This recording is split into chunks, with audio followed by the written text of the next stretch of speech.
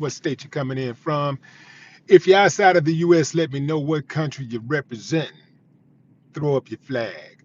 Family, I need you to smash up the like, smash up the like, smash up the likes. Also, if you have not done so already on YouTube after you subscribe, there's a little bell next to your subscribe button. Go ahead and click that thing right now so you can get your notifications each time I drop a new video like this. That way you'll be in the loop. Well, family, here we go again. Jasmine Crockett finally responded to Stephen A. Smith and his criticism of her and how she go about her job. When asked what she thought about Stephen A. Smith and his apology, she says she really haven't given it much thought at all because she believes the only reason why Stephen A. Smith apologized in the first place was because he got a lot of smoke. And that was enough. That was enough to get him to come to his senses, at least temporarily, to apologize. That didn't go over as well as he thought it might go over. Jasmine expressed how disappointed she was in Stephen A. Smith going in on her, being that he is a black man and he sees the damage that society do to black women. She cited Malcolm X. She didn't go into the quote, but she said we all know what Malcolm X said about the black woman, and if you don't know, let me remind you. If you didn't know, let me educate you. Malcolm X said that the black woman is the least protected in American society. Now, I absolutely concur with her sentiments about Stephen A. being a black man going after her, knowing the history of people in this country attacking black women. Uh, and for him to pile it on, that's the part that stings the most, right? As she said, she expected from the other side. She expect them to do it, right? But she's out here uh, putting the work in, and for him not to do his homework and see the work that she's doing, uh, that's disheartening. If he cared to, just spend just a few minutes, it don't have to be a lot of time. Just you don't have to do a lot of research. Just a few minutes, you would see that on a daily basis. The things that she's out there fighting for. She's fighting for, you know, uh, uh, equal education. She's fighting for uh, health care. She's fighting for um, uh, um, you know, e- equality. She's fighting for employment. I mean, just all the things that we have to fight for on a daily basis. That's what she be fighting for. That's what she's out there fighting for. Uh, and Stephen A. Smith knows this, right? It is my opinion that a lot of black people who talk like Stephen A., who go after black people, that fight for their own people, that be out there, that's on the front lines, squabbling every day. It is my opinion that they obviously know what's going on. They're trying to get the white check. They're trying to get that money. That's number one. We know that. They, but they're playing both sides of the fence. On one side, they got to please MASSA and get the money, try to get the money from MASSA, right? They want MASSA dollars. On the other end, if something becomes of what this black person is fighting for, then as a black person, they get the benefit from that either way. So either way, they get the benefit. And so they can care less about public opinion as long as it don't hurt the bottom line, as long as it don't hurt their pockets. They could care less about being called a sellout. They've probably been called a sellout their entire life. They they can care less about being accepted or loved by the black community. They've already been disowned by the black community their entire life. And so really those type of people, they resent the black community already. They resent. That's why they try so hard to assimilate and disassociate. So Jasmine was like, look, Donald Trump is, I'm not the threat. Donald Trump is the threat, not the way I talk. Donald Trump is the threat, not the way I talk. Donald Trump is the one out here that's that's trying to, stop you from putting food in your mouth. He's the one out here that's not lowering prices, gas prices and food prices. He's the one out here that's trying to, stop you from gaining access to capitals so you can start your own business or maybe buy a house. He's the one doing all that stuff. I'm not doing that. So it ain't how I talk, how I'm he is on Jasmine Crockett harder for responding to Donald Trump's actions than he is for Donald Trump and his actions. You dig what I'm saying? So somebody said racism is not political. Explain that to me. Explain what you mean by that. I don't want to jump to conclusions because this is Judge Dredd, so I got to show some respect. He wanted to loyal viewers, so I'm gonna be a little bit more patient with him with that one. Tell me what you're talking about, Judge. What do you mean that racism is not political?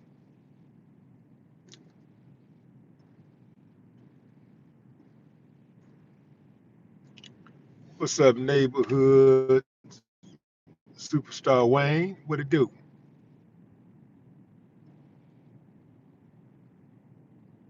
While I wait on that response from Judge Dredd, uh, I want to salute all of you out there who've been watching the channel faithfully. The channel has been growing.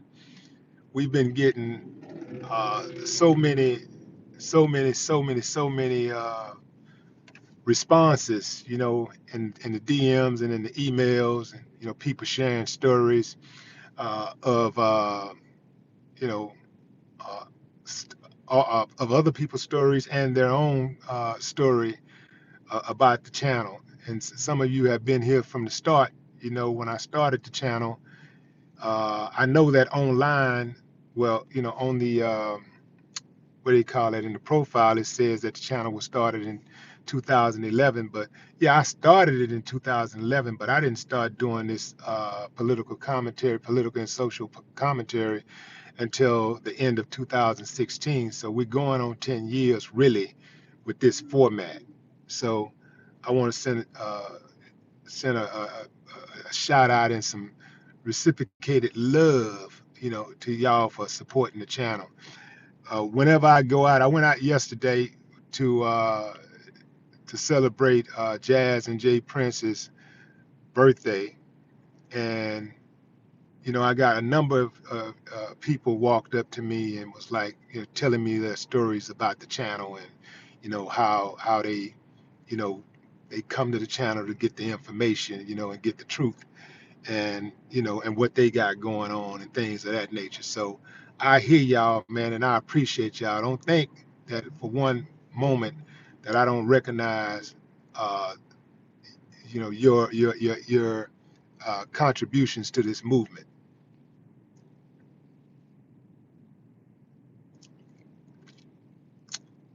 What's up? It was that kind of startup, camera startup. Buckhorse DC, what it do? Marco. What's up, Diane Sweat?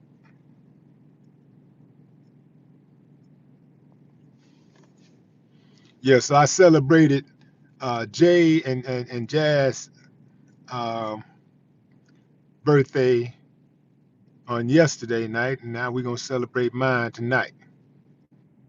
Yeah, Scorpio season, man. Scorpio season. Then you got Brad's coming up. Brad is what, June on the 9th. Got Brad on the 9th. Scorpio season.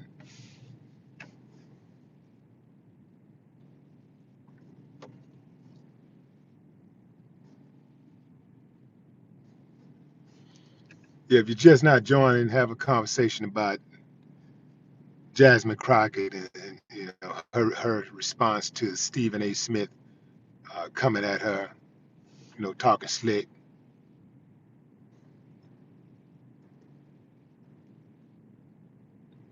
Who was that just threw up a half right there?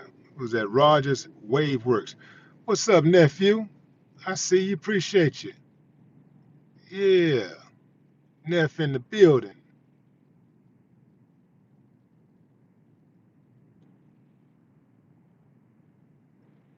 Yeah, absolutely. Yeah, and what's cool, fam, you know, is that you know the channel. Um, this channel is watched not just from people that's my age, but it's also watched, uh, you know, by people that's you know a couple of decades older than me and a couple of decades younger than me. That's crazy, ain't it? You know, in fact, whoo man, it's watched by people that's 4 decades younger than me. I was I was returning home one day and I got about a good maybe a mile away from the house and I saw this youngster at a stop sign talking to these guys in a truck. It was two white dudes in a truck and it was a black kid and his little brother, another little guy who I learned later that was his brother.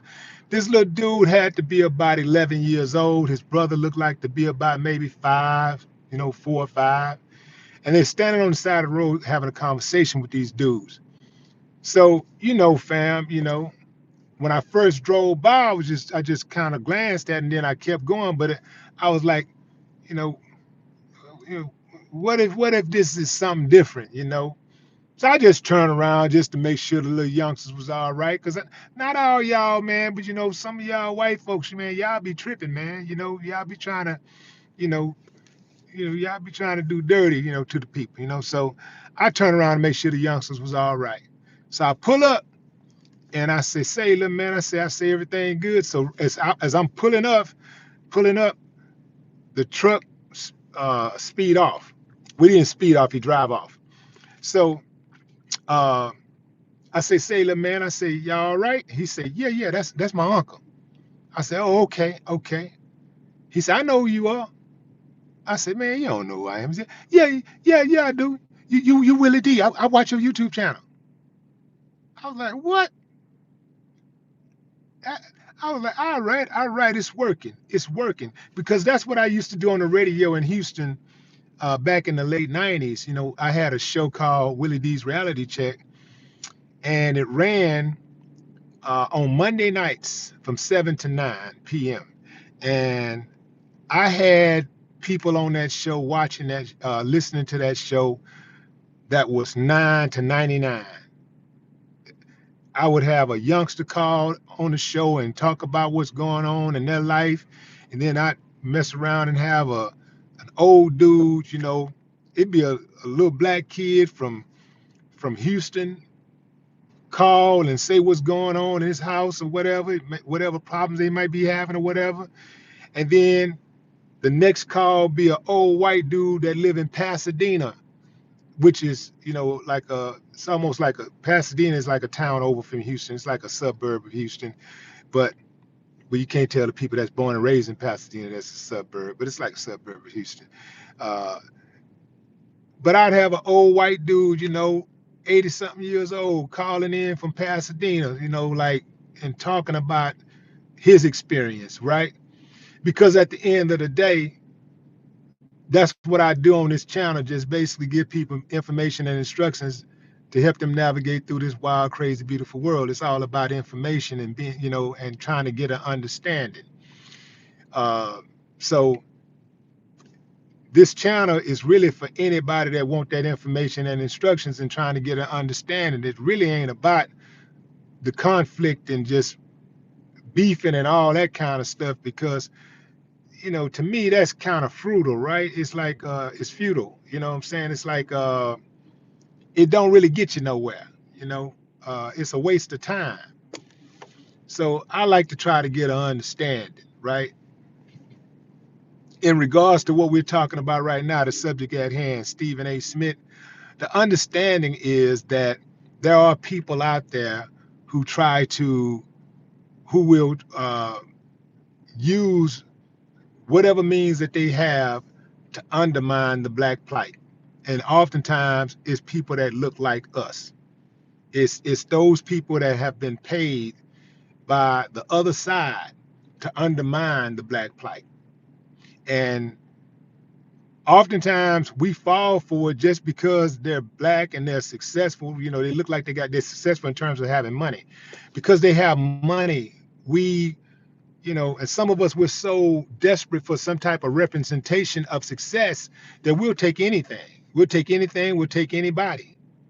And it's hard for us to discard people that look like us. It's just very difficult for us collectively to stomp these mutts out. Like, it's not hard for me, because once I identify them, once I realize that they really don't love us, they really not for us, and they'll throw us under the bus, man, it's a big middle finger to them. Just like with Kanye, it's a big middle finger to him. Once I see because it's one thing for somebody to say something stupid, or they say something that might undermine us. They say it one time, okay, then they say it two times, and you go like, hold on, wait a minute, man.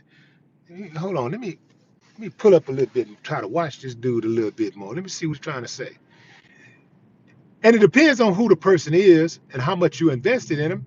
You try to give them a chance, because you don't want to just throw away a Kanye. You like, well, you want to give him a chance, man. Let's give him a chance, because I like the music. Let me give him a chance. His mama died. Let me give him a chance. He's bipolar. Let me give him a chance. He's going through some mental health stuff, and I can relate to that. Let me give him a chance. His ex-wife don't want to let him see his kids. I can relate to that. Let me give him a chance. Oh, man. See, my mama died too, and I have never thrown the black community under the bus. I would never fix my mouth to say that slavery was a choice and disrespect my ancestors like that. The ones who ran and was captured and beat to within an inch of their life, and then ran again and had their feet chopped off and then arms chopped off, who were fed to alligators, who had their kids fed to alligators while alive. I would never dishonor my ancestors like that. I would never dishonor, the people who were forced into slavery and tried to get away, tried to leave, and because they tried to leave, they killed their grandmother. And they say, your daughter next. Do it again. Any one of y'all try to leave, we're gonna kill your whole family. I would never do some shit like that, man. Never. So that's what I'm talking about, man. Like, once I identify them, I could tell the ones, I could tell the ones who took the bread. I like money just as much as anybody else like money. But I like my integrity more than all of that. I like principles more than all of that. I done passed up a whole lot of money to stand on principle. I done passed a lot of money up. And the thing is that how much money you need anyway, man? How much does your soul cost anyway? If you're a grinder, if you're about something, if you're intelligent, if you got drive, No man alive, no man made of woman can stop you. You know, you might get denied here or there. You might get some doors closed over here, doors closed over there. But if you keep on going, man, you ain't got, man, the universe gonna reward you. F men, the universe is going to reward you. All you got to do is stay in it. Stay down. Don't give up. Keep on going. In fact, when you start feeling, let me tell you how cold I am with this grind game. Because I'm human too. When I start feeling like giving up, my mind is automatically set to get up and go harder. Because I know that the reward is closer than I think. I know that's how you get to the reward. I know that's how you get to the next level. Because most people in the world, once they face any type of difficulty, they are going to stop right then and there. Even if they're trying to structure a business, if they're trying to get their business together. Let's say they want to see so that they can, get a loan for a business, right? So they can get a business loan. So they got to form an LLC. They got to get them a NAV report. They got to get a business address, a real business address. Be virtual, but it's got to look like a real business address. They got to get a phone number. They have to register that phone number with the city or county that they're in. They have to sometimes pad their credit report by getting credit lines, right? Open up a new credit card or whatever, right? Open up a secure credit card account or something like that. Some people, when they get to the part where they got to spend 50, 60, 70 bucks on an address, right there, you got them. You got them. They're not going to go no further right there. Right there is where they're going to stop. Right there. For some people, if they got to open up a credit line, make any type of investment in themselves, they got to spend any money. If they got to get a phone line, they're going to stop right there. They're going to stop right there. For some people, if they got to give somebody 10% of the money they're going to go out there and help them get, they're going to stop right there because they don't want to share. Even if you help them get some money, there's people out there, if you help them get some money, they're going to think you using them if you get some of the money. But if they can get money with you and take it all, but if you get some money with them, they're going to look at it like you using them. So people stop for different reasons, but the moment most people run into any type of difficulty, that's when they're going to stop. And for me, I'm automatically programmed. My brain is programmed to go harder once I feel like stopping. Once I hit that wall, and like, damn, man, this paperwork gonna take longer to fill out than I thought it was. I'm gonna have to do this. Wait a minute, man. I gotta go over here and talk to these people too, man. Then you end up putting it on the back burner. Then you start procrastinating. You putting it off. And now you just forget about it.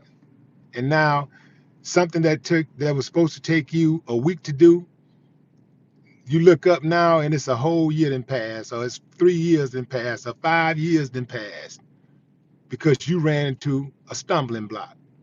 Yeah. So once I identify something that I want to do, and when it gets uncomfortable while I'm doing it, when it gets uncomfortable, or if I run into a roadblock, that's when I keep going, because I know that's how to get what I want, because that's why most people don't get what they want, because they stop the moment it gets difficult.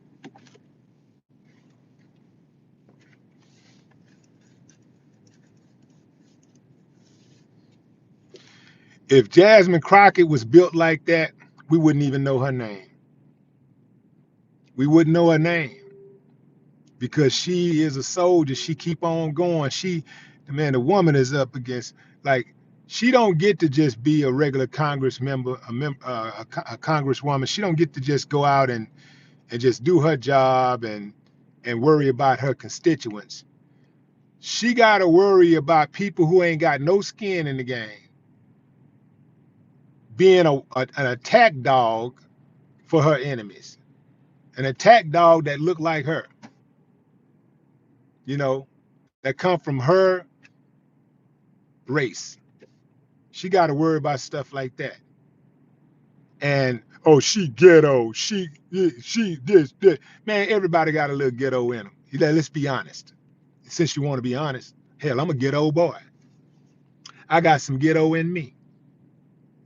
That don't mean the next joke out there smarter than me. That don't mean the next joke out there can do the job better than me. Uh, Ghetto is a mindset. It ain't necessarily a behavior.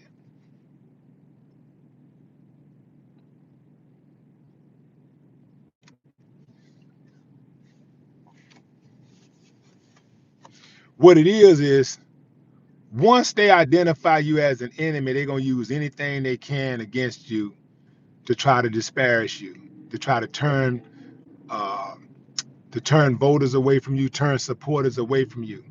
So that's what they do with Jasmine Crockett. They try to pick her apart because they recognize her power.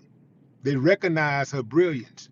They recognize the people that follow her, that support her, and they don't like that. So they try to they want you to reimagine the narrative the way they see it, not the way you see it. They don't want to hold on. Yeah, wait, hold on. Y'all giving her too much credit. Y'all like her too much. I don't like that they like her. She ain't acting like a good little Negro. She ain't bowing down, kissing the ring. She needs to know her place. Yeah, that's what that's about. They want to put her in her place. Yeah, that's what that's about. That chick, Marjorie Taylor Greene. If you want to talk about ghetto, it don't get no more ghetto than her.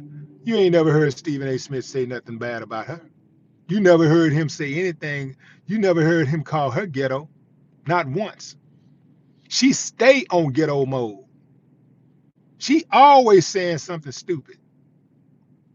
She sounds unintelligent all the time. You never hear him saying anything bad about her because that ain't in the script. Massa say, go get the black woman. So you got better talk bad about that black woman, or else you ain't gonna get none of these chips.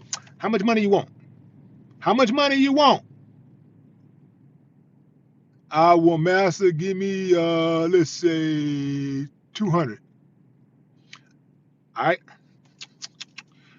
hold on. Now what are you supposed to do? Say thank you. I know you're supposed to say thank you, boy, but what else you supposed to do? Attack the black woman? Nice. Yeah, boy. Here you go. Here you go, boy. Yeah. Good little boy. Good boy. Good boy.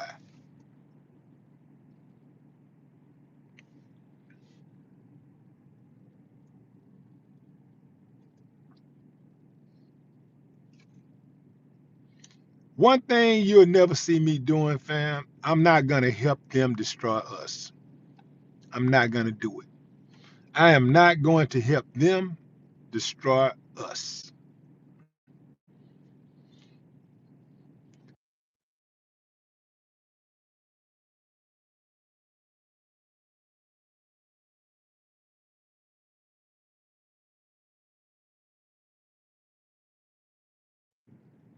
Nicole Brown Simpson and Ron Goldman, I definitely thought he was responsible.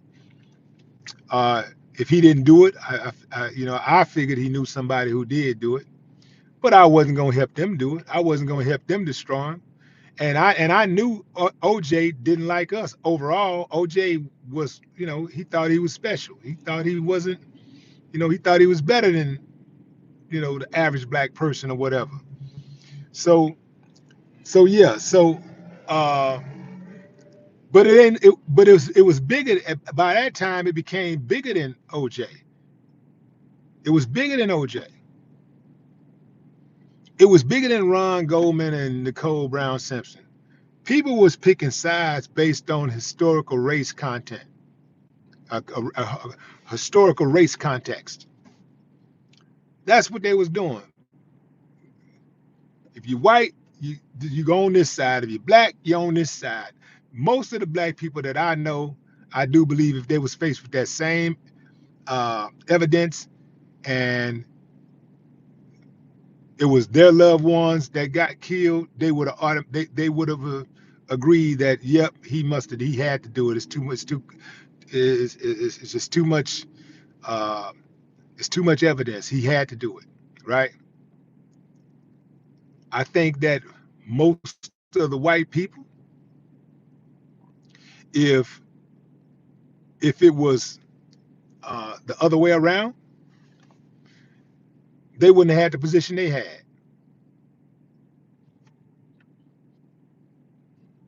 A lot of black people was rooting for OJ because they just wanted him to beat the system. Not necessarily, it wasn't really about beating the case, although he had to beat the case in order to beat the system, but it was really about beating the system. A system that has historically been against the black man, historically planted evidence on the black man and railroaded the black man. It was about beating the system. And if the system had been more fair throughout the years, and then you wouldn't have had, I don't think you would have had as many black people just automatically saying, nah, I'm riding with OJ.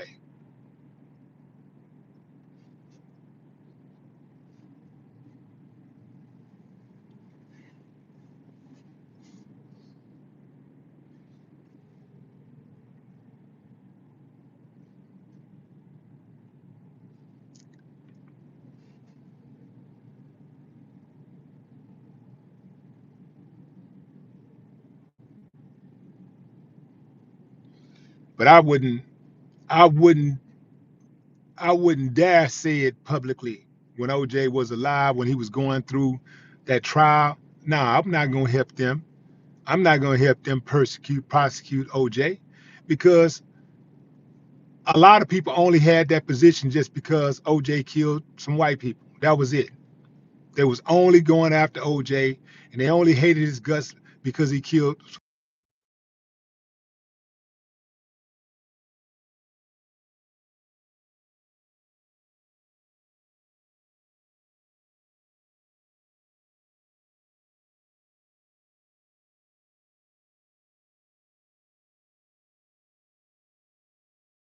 Accused of killing somebody, and they get off. They're off. It's done. Then they go out and make movies about it and all that stuff and talk about how intelligent they are. But they stayed on OJ head because he's one of the few black men who killed a white person and got off.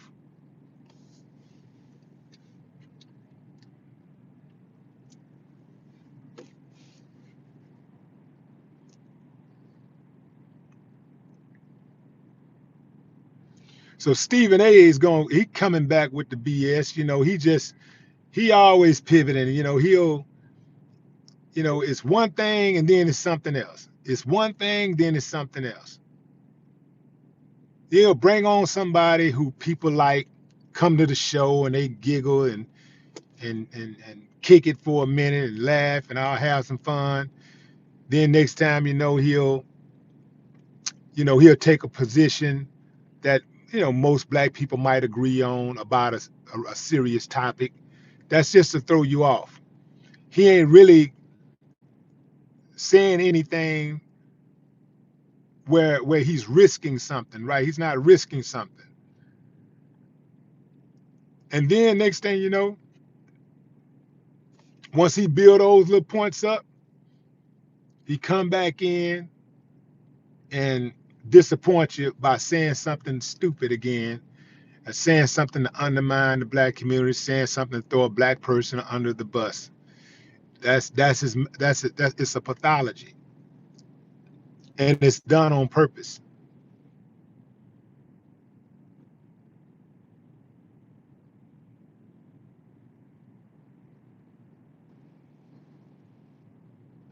It's done on purpose. It's a pathology, and it's done on purpose. So when we talk about history, biggest Stephen A is one of the he Stephen A got one of the biggest platforms in the world right now, and he's had one of the biggest platforms for a long time.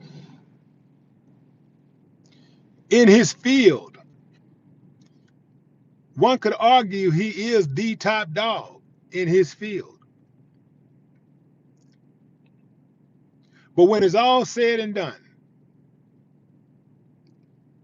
20 years from now, 30 years from now, 50 years from now, nobody's going to be talking about Stephen A. Smith, but they're going to be talking about Jasmine Crockett. Because history does not reward noise, it rewards change. No more talk.